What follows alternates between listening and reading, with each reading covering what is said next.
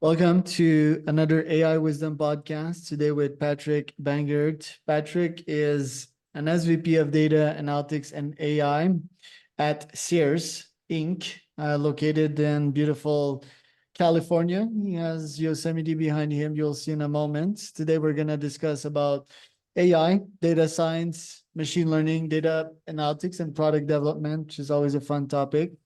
This podcast is brought to you by podpar.com. If you want to start your own podcast and monetize the unconventional way, scale your podcast, you can go to podpar.com. I can help you with that. Pat, welcome to the podcast. Tell me a bit more about yourself and about Searce. Yeah, thank you, Charles, for having me. I'm Patrick. I run the business unit for data analytics and the business unit for AI here at Searce. We're a professional services company doing those kinds of things and custom software development in the cloud around Google Cloud, Azure, AWS, and such for anybody around the world who needs work done. Tell me about your career. Started in Los Alamos National Lab, so that's quite famous. Then NASA. You started a bunch of companies, worked at humongous companies like Samsung. So how could you summarize your career and tell us about the insights that you had at these various points? Yeah, so I've always been interested in how the world works. So I took a physics degree and then a mathematics PhD in London. I was in academia for a while after that, but then I started my own company, primarily applying AI to oil and gas.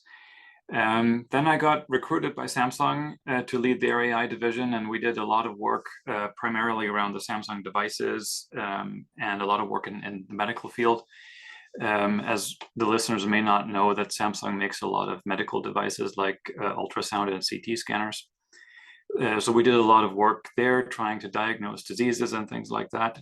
And now 6 months ago, I left to Searce, which, as I said, is a consulting company. So I lead various projects around consulting.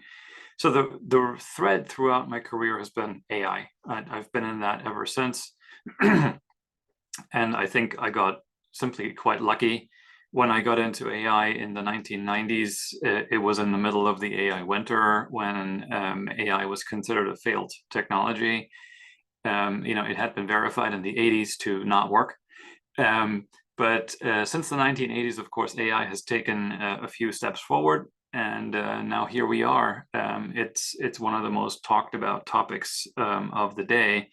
And so, of course, I got boosted by that throughout the years and got my experience a great deal around the business side of AI, being able to do projects to deliver business value and financial outcomes to corporations around the world. I find that most people fascinated with AI first had a fascination for intelligence. So where did your quest to increase your own intelligence started? And do you feel that your brain has scaled since 20 to 30 years of trying to add neurons to your own brain?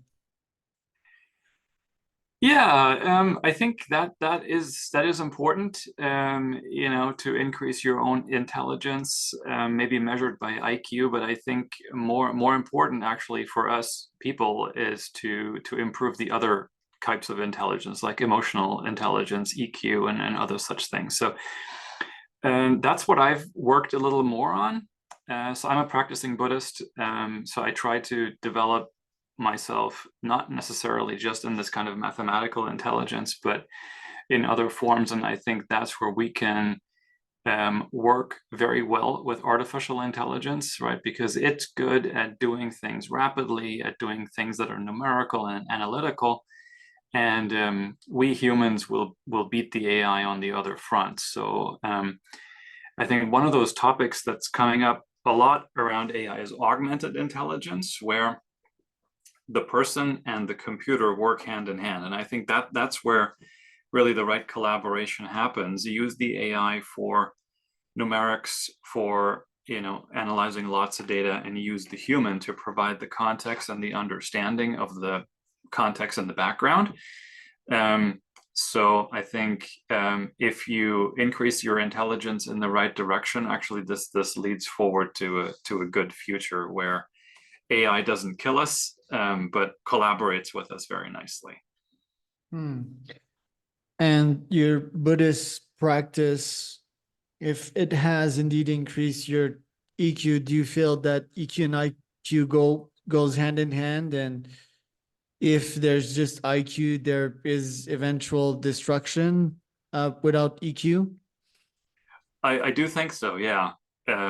So for instance, a number of team members who are very, very good technically want to eventually be promoted, become manager of the group, get a salary increase and all of that. And the topic that's kind of hard to get across sometimes to them is that pure technical ability doesn't get you there. In order to be a manager, or turn into a consultant or join a different company and whatnot, you don't just need to be good at your technicalities, but you need to be able to talk to humans. You need to be able to motivate your team. You need to be able to deal with the HR problems that invariably come up. And so your scope in your life will only increase and increase, and necessarily beyond the technicalities. And so yes, it's essential for everyone's personal growth in their life and certainly in their career to try to go beyond just the intellectual, academic, technical abilities, and these so-called soft skills actually become extremely important, particularly in business. So artificial intelligence is a very technical topic, yes, but it only becomes relevant to companies if it brings value, and value is something that's measured in dollars, and ultimately that's a business thing. So being able to talk to non-specialists about what AI can actually accomplish for them, not how it works, but what it delivers, right? That involves understanding of that business context. It means you have to be able to speak to other people in normal language, deliver things like good-looking PowerPoint slides and things of that nature. And that is very largely non-technical and therefore, yeah, more related to emotional intelligence. So it seems that we need both to have skills. In your own career, what do you want to accomplish over the next 20, 30 years? And are 2 or 3 decades enough? Are you trying to maximize how long you live to accomplish all these ambitious goals of yours? I don't want to maximize how long I live. No, absolutely not. What I'd like to maximize is my health during the years that I have. I will live as long as I live. That's fine. I would like to just stay physically able throughout the remainder of it,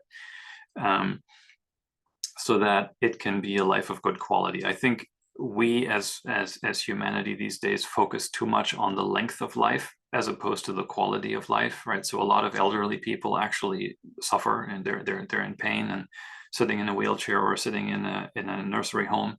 That's not very enjoyable, and I wouldn't want to do that. So that's the twist for me anyway.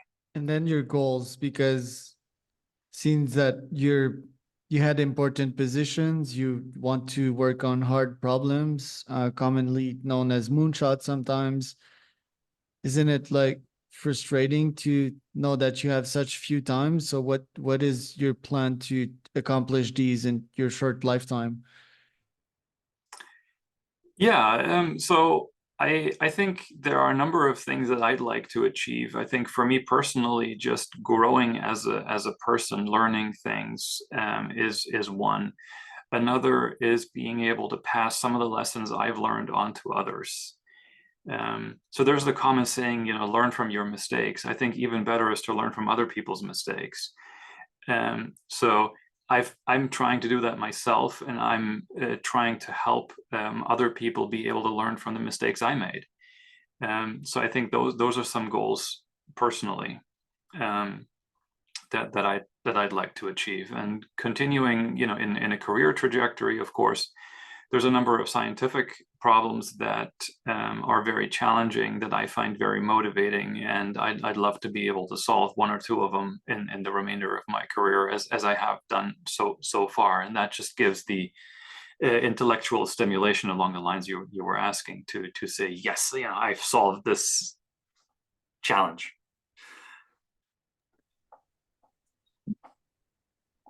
AI in the next 20 to 30 years, what do you feel will be cracked by this very powerful technology? Don't you think, for example, that in 20 to 30 years, we will have the recipe to immortality, quote unquote? What do you feel will happen in the next few years with the very fast advances we're seeing in the field right now? Yeah, this is a super good question. So the truth of the matter is that the advances we're seeing are not as fast as everybody thinks that they are. So things like large language models have been around for a number of years. It's really only the packaging that has brought them to public attention. And at second glance, the models are much, much worse than everybody thinks that they are, right? So they can't do reasoning both on logical as well as common sense grounds. They don't know about causality. They don't know about physical reality. So they make a huge number of mistakes that pretty much no human being would make about talking about the real world. So in other words, there is a very, very long way to go before the current systems are at the quality level that they need to be for real life use in the wild, so to speak. So I'd love to have an AI personal assistant who can do things like, book concert tickets and arrange meetings and things like that. And we're far away from the ability to do that robustly, right? It's a hit and miss at the moment, which means you spend more time correcting its errors than really getting value on that front. So, we're not going to, I think, reach that level of immortality or AI general intelligence, certainly not within my lifetime. I would doubt that we would reach it in the next 100 years. We're far away from it. At the moment, the advances that we have are simply on the back of large data sets and large infrastructures. But the thing is that we've run out of data set. There is no more, right? The current LLMs are trained on the entire internet. You're not going to get more data anywhere else. It just doesn't exist. More compute, we're already spending a couple $100 million to train an LLM. Significantly more than that is just not available. Right? So we've run out of road in the dimensions that we know about. So what we really need as a community, as a scientific enterprise, we need some fairly serious fundamental scientific advances. And those will take time, and they will occur at some random moment in the future that we can't engineer, right? You can't engineer the genius spark. It just comes at some point. And my last point is all the companies involved that are responsible for 95% of the research output in AI, they're looking to make money. They're not really looking for making artificial general intelligence because it's cool. They're looking to generate applications that will earn profits that very same calendar year. So the fact that none of this really lines up with each other leads me to believe that we will not hit that singularity moment in any soon time frame. And I think that the next big advance in AI is actually going to come from lawmakers, because we desperately need clarity on what's legal and what's not. Yeah, sort of like the crypto industry. It took it took space and time in this universe 2 billion years to engineer this brain. So the question is it some equation that we can reverse engineer and how fast can we accelerate to the next breakthrough? And the other question I had is, can't I reshape the modern lab, put a bunch of smart people in the room, give them non-academics roadmaps to faster insights, which fortunate or with a bit of chance would come from the startup world in my case, um, and drastically accelerate research and breakthroughs, get private funding. The promise, quote unquote, would be like, yeah, if we have this breakthrough, there will be billions, and obviously you will be responsible for humanity's greatest breakthroughs. I mean, OpenAI sort of did that with ChatGPT. Obviously, we don't know if it's going to scale. You're saying it's not. But can I reinvent the way research is done and drastically accelerate breakthroughs so that they're less random? So my opinion is no, for very simple reasons.